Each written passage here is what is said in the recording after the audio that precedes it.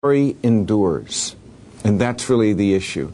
The pain is very brief, but the glory will endure forever. And so God only knows what one person may need or another person needs. And we don't have an answer to say, well, this happened because of that in your life. Why is it that some people go through life, they may know Jesus and love Him and so forth, and it seems that one person goes through life and they get to the other side, the other shore, and it's like it was a ride on the QE2. You know, they just, it's like a luxury liner. They get to the other side of the lake or the shore. Another person, it's like a ride on a storm-tossed dinghy.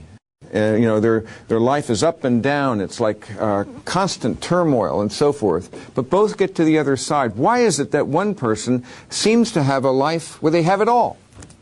I've been talking, I've just had a couple of calls in the last couple of weeks with 3 people, and I don't understand it at all. I mean, they're talking to me, and I'm trying to help them process some things where their entire lives have fallen apart. I mean, everything. Their relationships have fallen apart. Their health isn't their health. Everything about them. It just seems their businesses fell apart. It seems that everything is wrong. Their kids. And I don't have an answer to this. I can't give an answer why one person is going through all this. You see, it just doesn't make a lot of sense. I told you my story about Leroy, didn't I?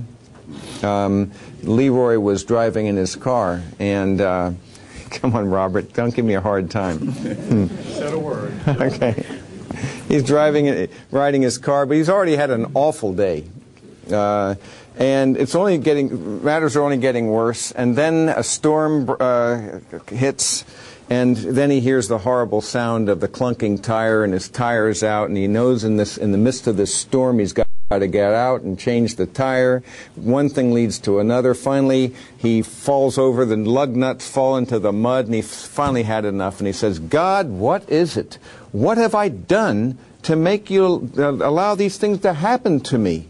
And God responds. He says, I don't know, Leroy. Something about you just ticks me off.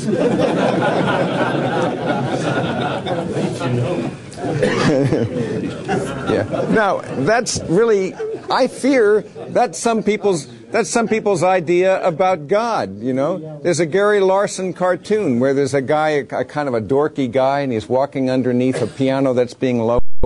And there's God, and it says, the caption is, God is at his computer, and he has his computer, and one of the buttons he's about to push is smite.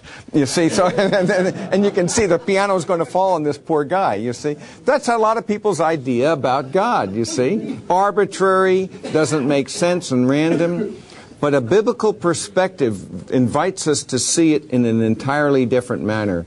We recognize, again, a theme that we have to review again and again, that God has called us to trust Him, though we cannot always understand Him. We cannot understand His ways, but He invites us to trust Him. And what we do is we take what we know and have been given in the light and help that illuminate the times when we are in darkness. And what has He revealed about Himself in the light? Can I trust this Jesus who manifests most decisively the nature of the loving heart of the Father? If I can trust Him here, and if He's given Himself for me, can I trust Him in an area I don't understand? And it comes down ultimately to the key word that I want to leave you with, and that's the word trust.